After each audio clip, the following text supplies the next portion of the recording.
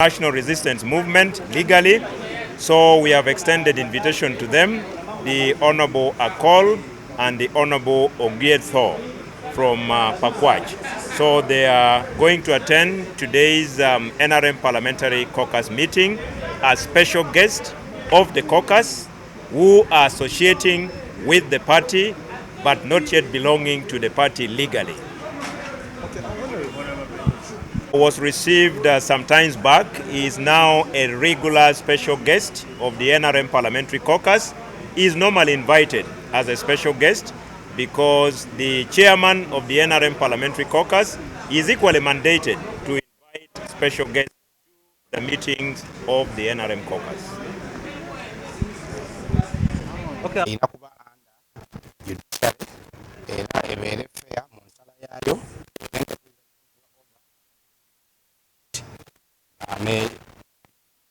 Oba Judicial Commission. So olunaku olwaleero President mwetegefu okuwogera n'ababaka ba NRM okulaba nti tukyusa UPDF Act okulaba nti tuinactinga what Supreme Court kye yasaba.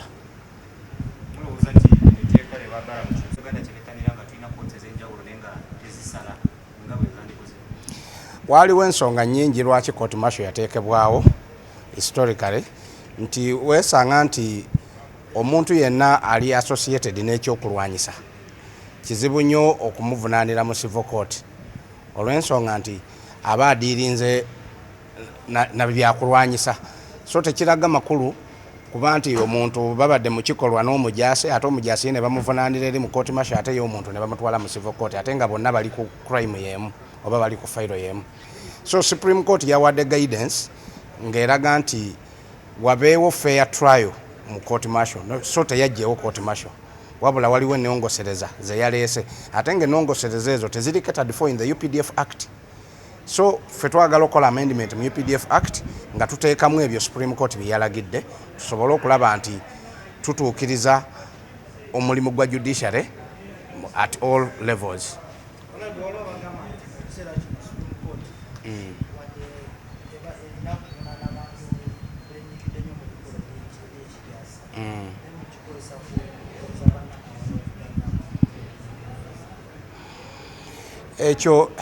Ekyo sijja kiwaako nnyo bujulizi kuba sikirabangako naye eva abantu olabanga bali associated na bintu bya kolaki na bintu bya kijaasi kuba olabye wano ekibiina ekimu president y'omu owa party emu yakoze wano parade kwegamba nga alagira ddala nti bakola bintu by'amagye so kati embeera eyo bwebaawo nga ekibiina ekivuganya nakyo kyenyigidde mu mbeera ey'okusika yalinga security y'eggwanga siraba nsonga lwaki kiba tekitwalibwa mu court martial.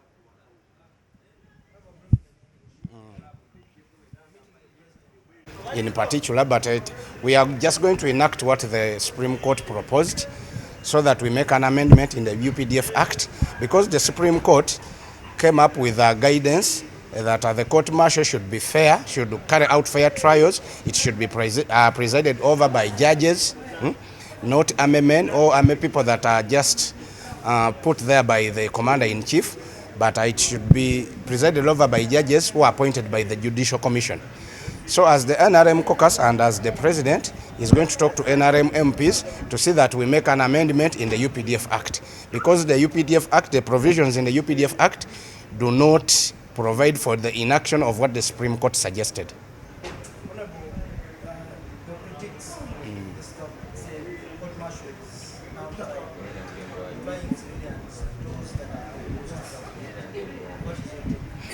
In fact, civilians that are involved in military crimes have been tried in the court martial, being that was the law that was in place.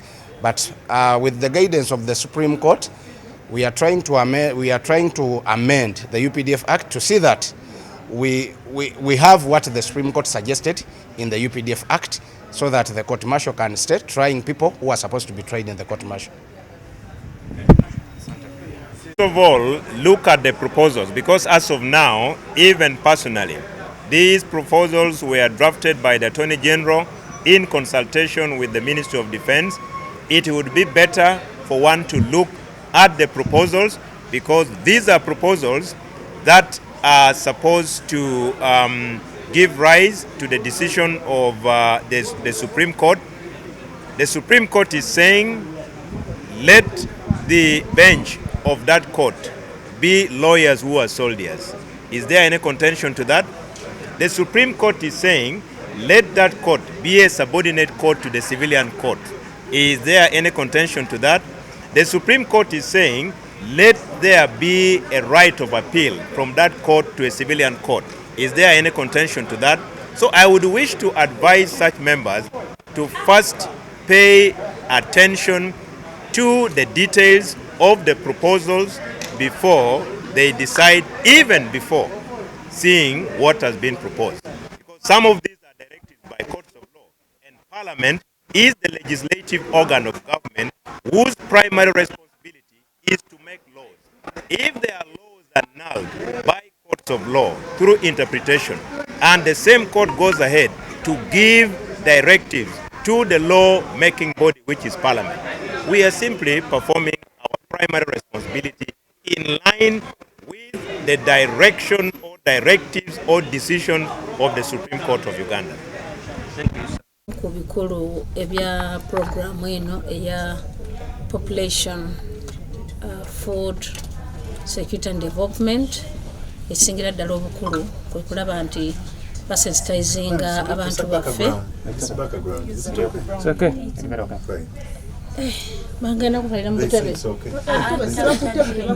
Alternatively, we can put her in. Yes.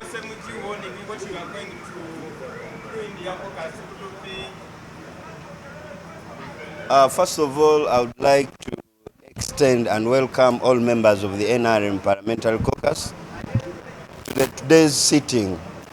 As NRM, we made a resolution that every first Friday of the month we shall be caucusing and meeting. The last caucus we had issues that arose from the judgment of the Supreme Court. We also put questions across. So we tasked the Attorney General to bring back the UPDF Act, which was already before the committee that I sit in, which is the Committee of Defense and Internal Affairs. So as we agreed as members of the NRM, that let us have to go and understand what these amendments mean to the Uganda. In line with the Supreme Court ruling, I want to assure Ugandans that there is no court on this earth that is above the Supreme Court. And the NRM government is committed to protect and defend the Constitution. And that's the oath we make as members of Parliament. So I would like to allay the fears of our colleagues that we are all members of Parliament and we make laws that benefit this country. The UPDF Amendment Act is really something that we need to do in recommendation with the Supreme Court, because the Supreme Court guided. As legislators, that's what we are going to do. And what people should understand, that the NRM Parliamentary Caucus is not Parliament. This is just a meeting of the NRM members of Parliament, that when we come to the floor of Parliament, we shall have a common view. So our members in the opposition, I know it's political period, they would want to politicize this amendment, but this is for the good of this country. Be sure and be safe that the NRM members of Parliament are sober and they are committed to protect and defend the Constitution of this country. Ababaka ba NRM olwaleero tugenda mu lukiiko nga tugenda okwekobaanamu mu maka g'obwa president. Naye nga mujjukire nti nga NRM Caucus twakkiriziganya nti buli lwakutaano olunaasooka nga mwezi tujja kuba tusisinkana ne tulayo ensonga ze twogerako. Olwokutaano olwaggwa waaliwo ekyali kize nga waliwo ensala okuva mu kkooti ensukkulumu mu nsi.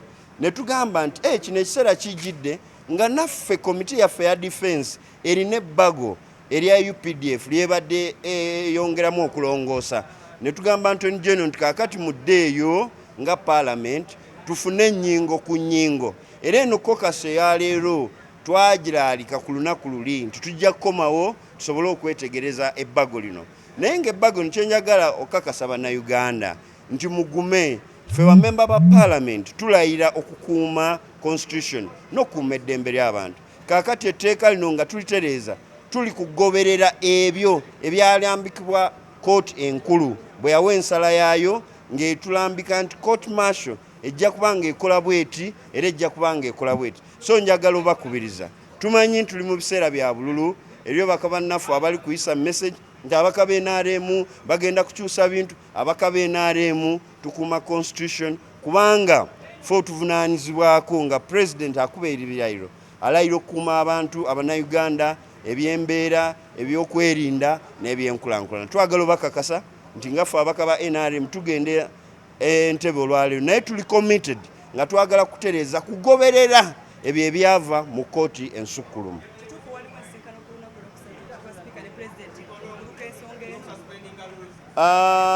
Omanyi abantu boogera ate ekyo ekizibu kya NRM tulina freedom of expression, buli omu ayogera kyayagala.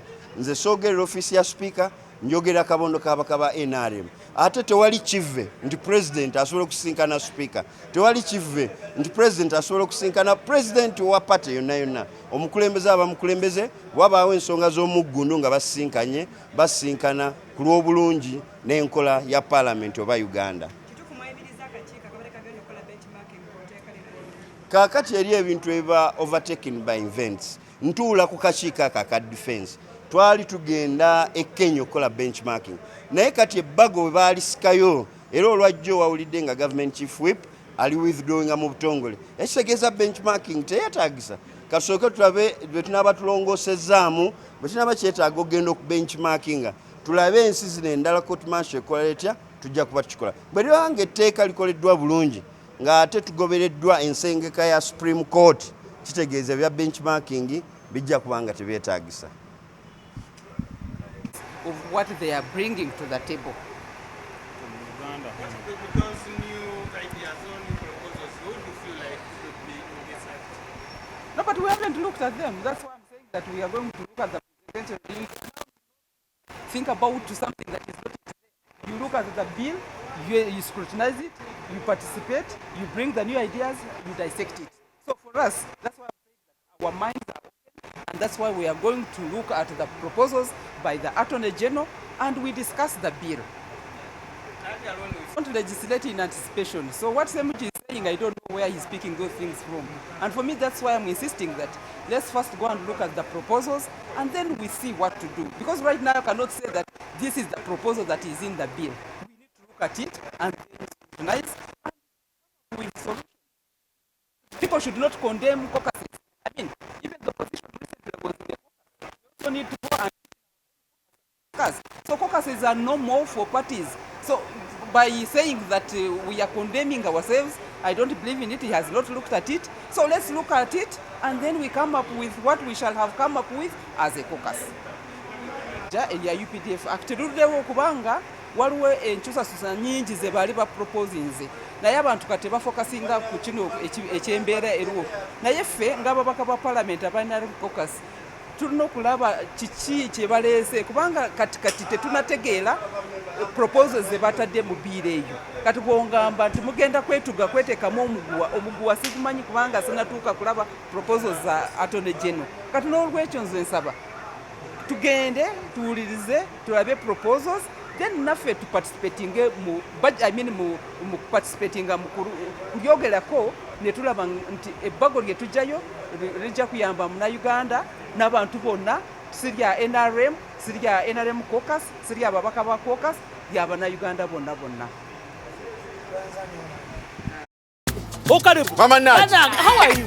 I'm okay. Here are your bananas. Are they good? Very, very good. But oh, Karibu, you are always buying bananas. Have you updated yourself? Like you updated your stomach? Hey. Mama Naj. Look at this. My balance. The balance. Mama Naj to give you the balance. That is a criminal. You can register as a voter or check. Rukia, did you hear? What? Vote update is happening. If you don't register, who will vote for your honorable? Rasta. Zara, did you send that report? I forwarded your email this morning. Peter, can you imagine? I just verified my voter's details online. I just verified my voter's details online and it's as easy as sending a WhatsApp message. Really? Online? Yes. Show me. Uganda, your vote is your voice and every voice matters. From 20th January to 10th February 2025, you can register as a voter or check to update your voter details. Visit our update center within your parish. Call 0800-200-071 or visit www.ec.or.ug today. This message is brought to you by the Electoral Commission of Uganda.